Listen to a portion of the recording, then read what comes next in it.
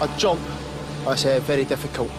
You're strapped with over 120 pounds worth of equipment. That's not including your parachute or your reserve, so you're looking at over 200 pounds. The door will open, you'll all be stood there, the wind outside will be 120 knots, and you've got to step out into the unknown. Once that door opens and you feel the blast of the air, then you know it's game on. That red light comes on, then the green light, then we're off. Every man out the door.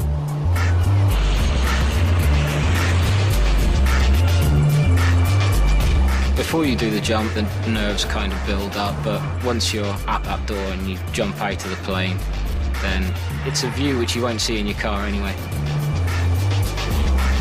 Once you're in, there's no going back. It is expected that you'll be fighting initially against the odds. You're expecting to encounter the unknown. The parachute has no reverse gear.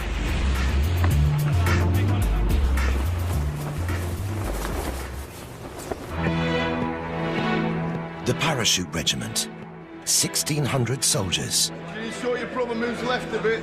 And 128 officers divided into 3 regular battalions. Stand by for rapid! And a 4th made up of Territorial Army Reserves.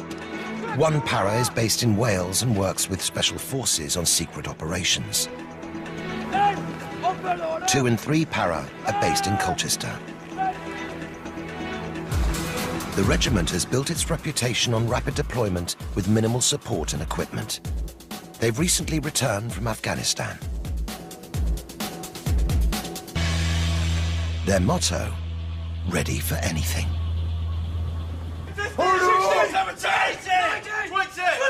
The regiment prides itself on selecting some of the Army's brightest recruits. At Catterick Garrison in Yorkshire, they must pass one of the Army's toughest selection courses. P Company, short for Pegasus. Less than half will succeed. P Company is the crucible which forms that self-belief that failure is not an option, the firm refusal to give up, ever. Our nickname for other regiments is crap ass. It's been passed on from generation to generation.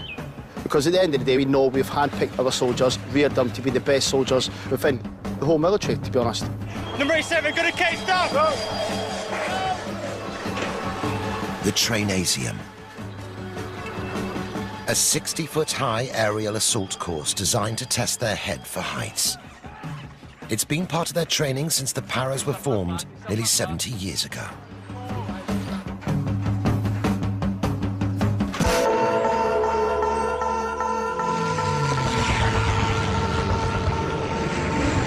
In World War II, Hitler's 20,000-strong force of paratroopers were at the forefront of the Nazi invasion of Europe.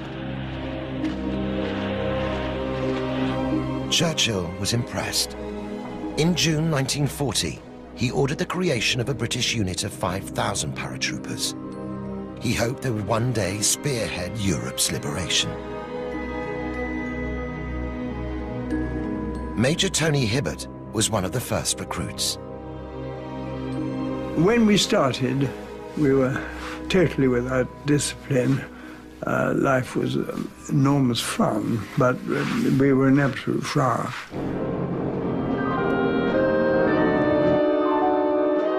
For training, they were given 1,000 parachutes and 6 old Whitley bombers. The Whitleys were converted by simply cutting a hole in the floor. You had to jump through a tunnel 6 foot deep, and if you pushed yourself a little bit too far to the front, you caught your nose on the end of the tunnel and you broke your nose. I saw one person very nearly with it cut off, and that was called ringing the bell. The unit was named 11 Special Air Service Battalion.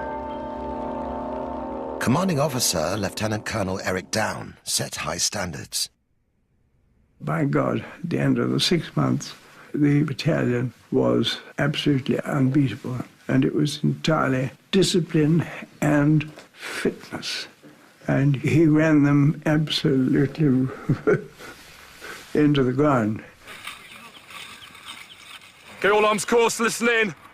Event 3 of test week, the log race. The log race simulates the movement forward of ammunition when heavy stores and ammunition are pushed off the back of a plane. Okay, we then have to go and retrieve them as quick as we can. The race is 2 miles. It needs to see maximum determination, aggression and motivation throughout. Work hard. Go, go, go!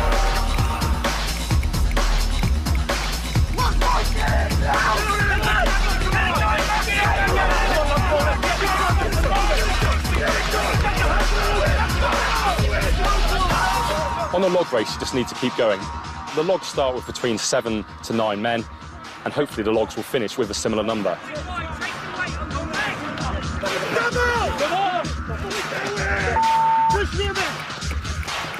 The moment you let go of the log, you're out of that particular event, you're off the race, and you won't score any points. It's seen as a key team event. If people can't perform in the log race, can we trust them on the battlefield?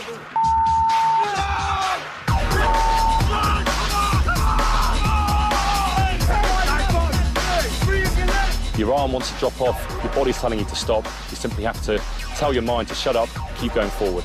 Only one! Keep going! And four! We there, walking! Shut up!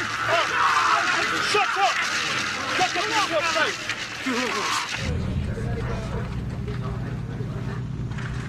In February 1942, 116 men set off on the Para's first large-scale mission. A nighttime raid behind enemy lines in Bruneville on the French coast. Their objective, to capture a sophisticated new German radar. They parachuted in darkness and quickly captured it. But getting out proved more difficult. They had to fight their way down to the beach to rendezvous with the Royal Navy. By the time the boats came, 2 were dead, 6 were wounded, and 6 missing. This film was shot by the Paras after the war. It's a recreation of their first battle honor.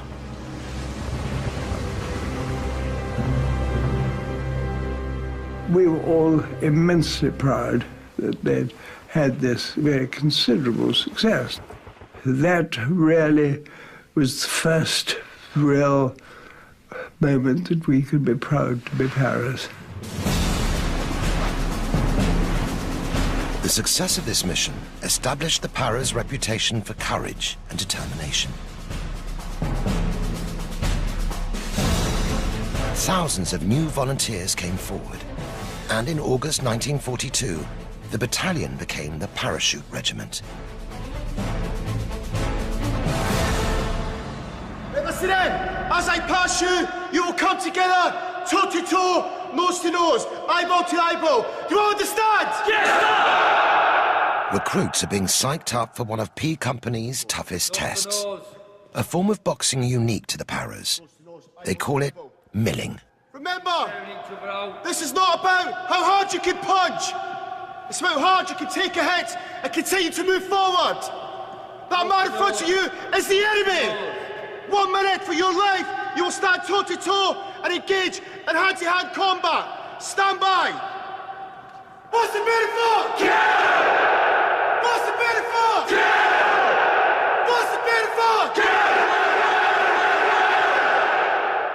Kill! The recruits are instructed not to defend themselves. They win points only for the determination, courage, and aggression of their attack. Pin your ears back then, all arms, okay? Boxer stance, target area, okay? The face, that is where we're punching. Do you understand me? Yes, sir! 1 minute of controlled aggression, determination. Sit down! Get here, faster. Goes up, move! Come on!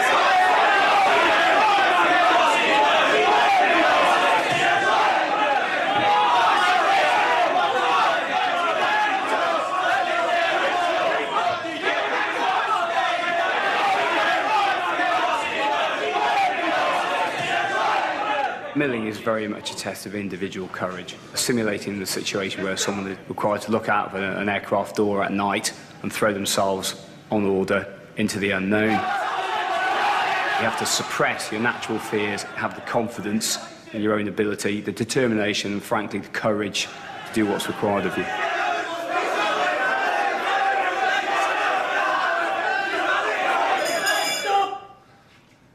first winner.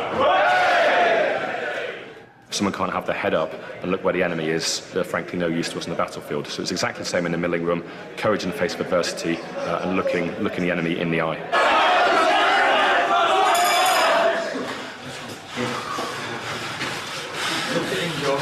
Well, for you two, draw! If the recruits pass P Company, they'll earn the right to wear the regiment's maroon beret. What we're going to do now is I'm going to teach you how to shake your beret should you be successful. Before the final day, they learn how to shape their berets, even though some will never get the chance to wear them. What I want you to do is just, when I say, dip the beret into the hot water, which is this side, and the cold water, then back into the hot water. The maroon beret was introduced in November 1942 by Major General Sir Frederick Arthur Montagu Browning, known as Boy. He wanted to create a special sense of regimental pride. Now, pull the excess over to the right-hand side. The beret's maroon colour was chosen by Browning's wife, the novelist Daphne du Maurier. Good.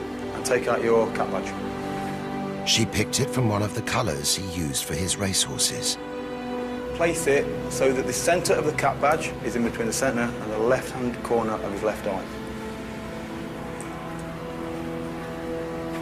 The maroon beret is everything we strive to achieve, to become part of the Airborne club, as it were.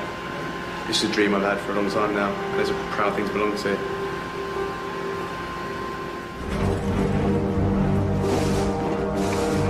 In 1944, the Paras spearheaded the liberation of occupied Europe. D-Day. They were part of a newly created division, the 6th Airborne. Its name was designed to fool the Germans. Rather than 6 divisions, in fact, there were only 2. The British would drop more than 7,000 men from the skies. The men sling their explosives and weapons around them, get into their parachutes and explain. With their equipment and camouflaged faces, look like some strange creatures from another world. The paratroopers were to land behind enemy lines in Normandy. Their role was to attack and hold bridges and artillery positions to prevent the Germans from attacking Allied forces as they landed on the beaches. This is Private Banovich of the 3rd Battalion, the Parachute Regiment, and today he's dressed in what a paratrooper would have worn during the Second World War. Round his neck he has a Ceylonese scarf. When the air resupply came in, they would actually link these together to form some kind of flag to attract the aircraft so they could drop the supplies onto you down below in the ground. Back in World War II, there was no reserve parachute if the canopy failed to open. Okay, requires a bit of a heave to get it to fit. Okay, obviously going into action, he had to carry his equipment. And the way we do this is, we pack all the equipment itself in the leg bag. It's fitted on the right leg, and then this system here will close around his leg. You've got hand grenades, mines, gammon bombs, extra ammunition, etc., whatever's needed for the task in hand. Weighing up sometimes up to 80 to 100 pounds of equipment in this bag. The parachutist rifle placed over the paratrooper's head. When he jumped, he would bring the weapon round and he would hold the actual weapon system close to his chest. It's very hot, it's very uncomfortable, very tight round the waist. Not comfortable kit at all, to be honest with you.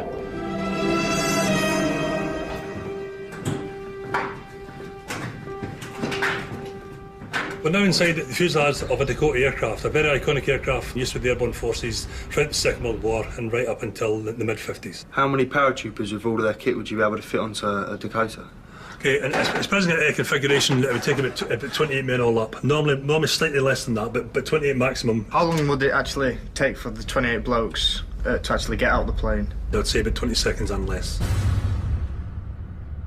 28 blokes fully kitted, you're going to feel pretty sick. And you know, those planes catching fire, you'd be looking out the window, seeing other planes going down, and you've got to keep your head strong and be a paratrooper and jump out the door. In the small hours of the 6th of June, the parachute regiment took off. 19-year-old Jock Moody was on his first mission. Going over, once it had crossed the French coast and you get ready to stand up and hook up, you think, how did I get, what am I doing here, you know? what have I got myself into? And it's then the sooner you can get out, the better, you know. 1 minute, 30 seconds. Red light, green light, and out. Get on, get out, get out. Out into the air over France. One of the Para's objectives was to capture and destroy a heavily defended German gun battery near the village of Merville. The mission was meticulously planned by 29-year-old Lieutenant Colonel Terence Otway. For a month, he trained 750 men to cross a minefield and knock out the battery's guns.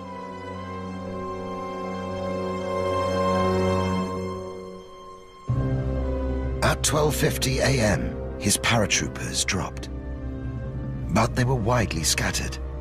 Only 150 men made it to the rendezvous point.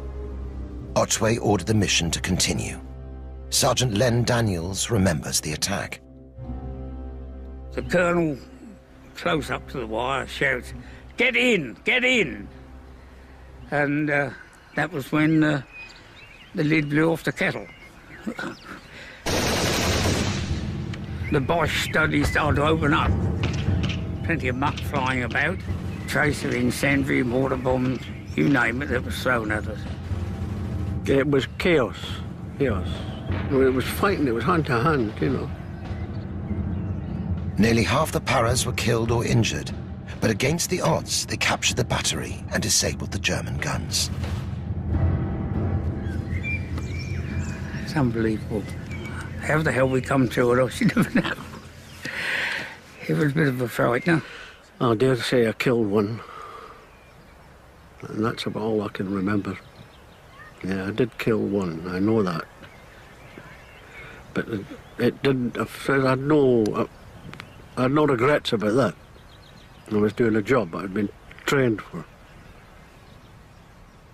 Despite the huge casualties, they took the objective. They adapted and they drove on against ridiculous odds. And I think it's that sort of inspiration of overcoming adversity in extreme ways, which to us epitomises everything about the regiment, really, and everything about airborne forces.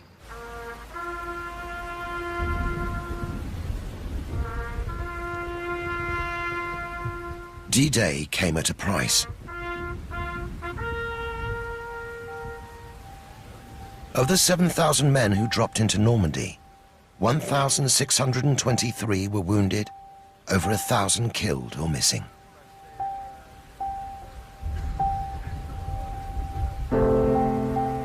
When I come back here, I'm very, very proud. I come back and pay my respects to a lot of young men like myself who weren't lucky enough to come back.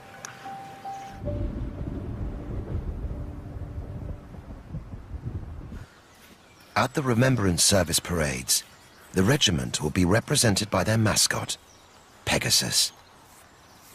Shetlands, for the size, are the strongest of all horse breeds. They're sort of short, stocky, which most people would expect from a paratrooper. He can be unpredictable, he's cheeky, he tries to get his own way and do stuff, which you could also say a lot of the blokes do as well. So they quite go hand in hand, really. This is his ceremonial dress. Basically, it's got all the battle honours all over it. It's quite weighty, but this then defines him as Pegasus then when he's out on parade. When he puts his regalia on, it's as if he knows he's got a job to do then. His temperament changes a little bit. He stops being, I was going to say an asshole, but you can't, couldn't you? He then sort of tends to behave, apart from if he runs away from you, like he did last year, but 9 times out of 10 he's okay.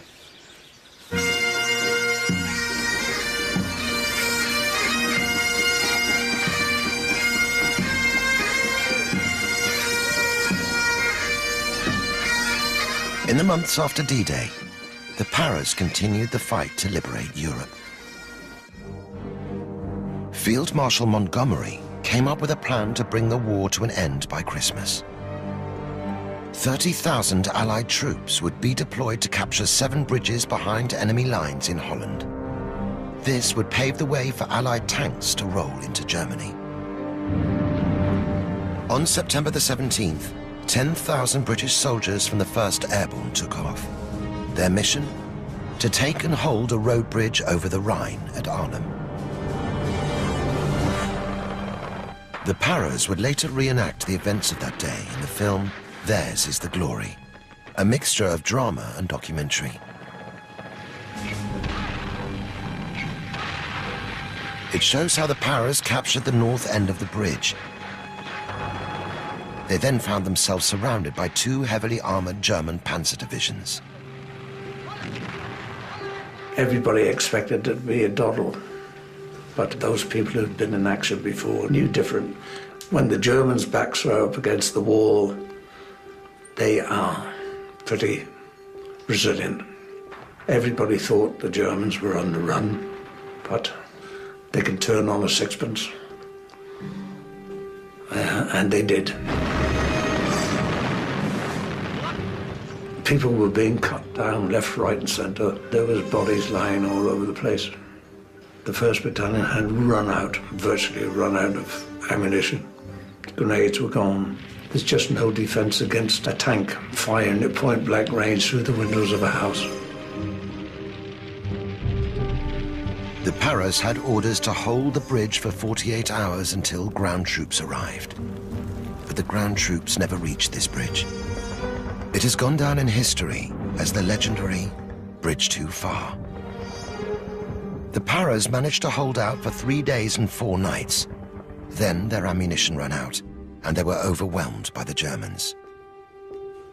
As we got smaller and smaller, we left people who must be dead and dying in the bits that we had to get out of. Yes, it was not the happiest day of my life. No, it was bad.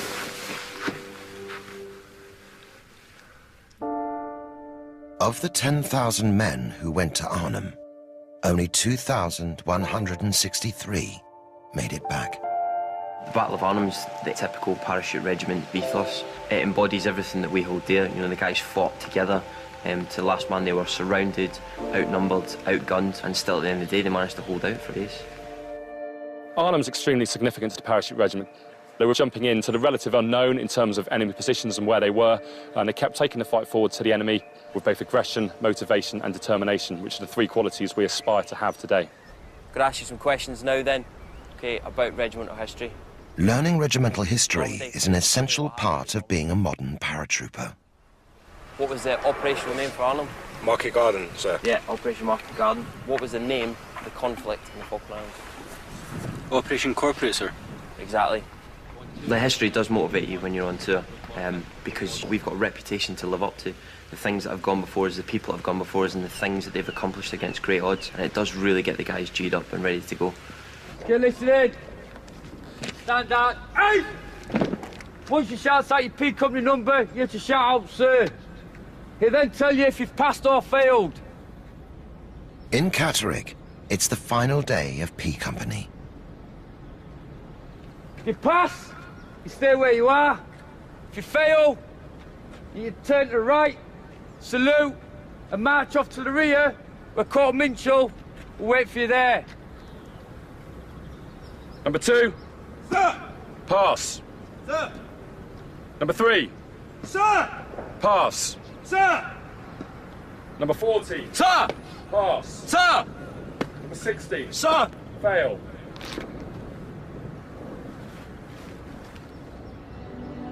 "105 started, 59 passed.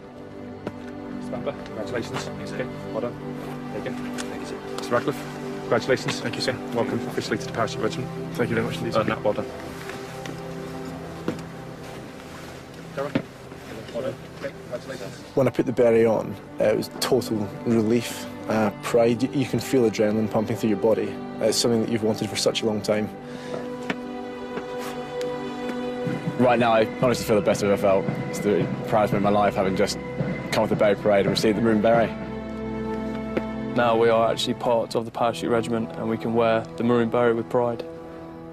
Up, high, up, high, up, high, up, high, up, high. Since World War II, the Paras have been one of the most active regiments in the British Army.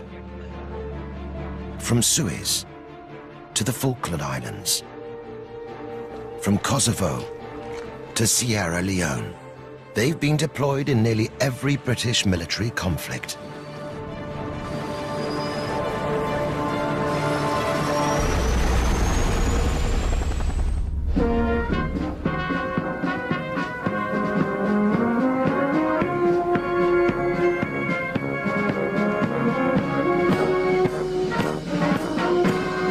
At Merville Barracks in Colchester, the men are receiving campaign medals for their latest battle honour, Afghanistan. Here to congratulate them, the regiment's Colonel-in-Chief, His Royal Highness the Prince of Wales. The regiment's veterans are also present at the parade.